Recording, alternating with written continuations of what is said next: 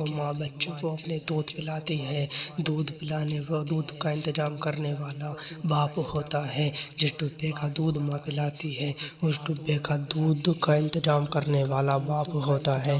اے لوگو یہ سنو غور سے، جس کھانے کو ماں شام کو پکاتی ہے اس کھانے کا انتظام کرنے والا باپ ہوتا ہے۔ یہ یاد رکھو لوگو، جس گھر میں چین و سکون سے ماں رہتی ہے اس گھر کو بنانے والا باپ ہوتا ہے۔ یہ یاد رکھو اے لوگو، مزدوری کرنے والا باپ ہوتا ہے۔ جس کالج میں بچہ پڑھتا ہے اس کالج کی فیس بھرنے والا باپ ہوتا ہے۔ جس بستے میں کتابیں ہوا کرتی ہیں اس کتابوں کو دلوانے والا باپ ہوا کرتا ہے۔ اے لوگو یہ یاد رکھنا، جب باپ اپنے بچے کو پڑھا لکھا کر کے عالم یا ڈاکٹر انجینئر بنا دیتا ہے تو وہی اولاد باپ کو آنکھیں دکھایا کرتی ہے۔ اے میرے بھائی اور بہنوں، یہ دھیان سے سننے کی بات ہے۔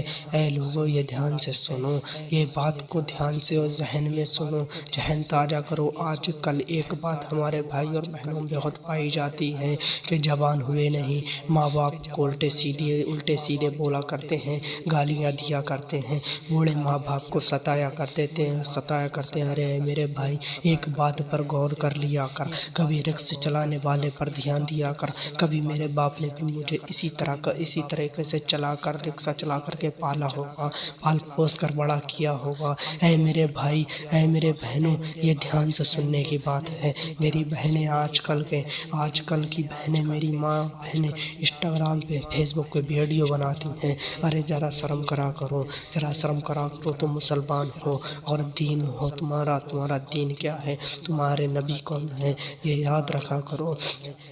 حضور پاک نے فرمایا نہیں، کیا تم بھول گئے؟ حضور پاک نے جو فرمایا ہے وہ آج سچ ہو رہا ہے، یہ یاد رکھنا ہے میرے بھائی اور بہنوں۔ ذرا کم اپنی بہنوں کو باہر نکالا کرو۔ بہنیں آج کل کی ماں اور بہنیں میں زیادہ تر دیکھتا ہوں ایک چیز کہ بازار میں عورتیں جایا کرتی ہیں، آدمی نہیں جایا کرتے۔ آدمی اپنے کام میں مصروف ہوتا ہے، کام میں آدمی لگا رہتا ہے، عورتیں بازار میں گھومتی ہیں۔ اے لوگوں یہ دھیان رکھا کرو چیز، حضور پاک کی شریعت پر عمل کرا کرو میرے بھائیوں۔ ہاں تو آپ کو بتاتے ہیں کہ آج کل کے بھائی اور بہنوں میں ایک چیز سب سے زیادہ پائی جاتی ہے، جہاں زبان ہوئے، جہاں اپنے پیروں پہ کھڑے ہوئے بوڑھے ماں باپ کو گالی دے کر ستانے لگتے ہیں اور شادی ماں باپ کر دیتے ہیں، شادی کا ارمان رکھتے ہیں لیکن اولاد کی جیسے شادی کر دیتے ہیں۔ بہو ایک رات پڑھاتی ہے، ماں باپ زندگی بھر پڑھاتے ہیں، نہیں سمجھ میں آتی۔ بہو ایک رات پڑھا دے سمجھ میں آ جاتی ہے، بہو ہوتی ہے۔ لیکن اے میرے بھائیوں سنو، ذرا غور کرو، اے میری بہنوں اور تم بھی غور کرو۔ یہ بات بہت دھیان سے سننے والی بات ہے۔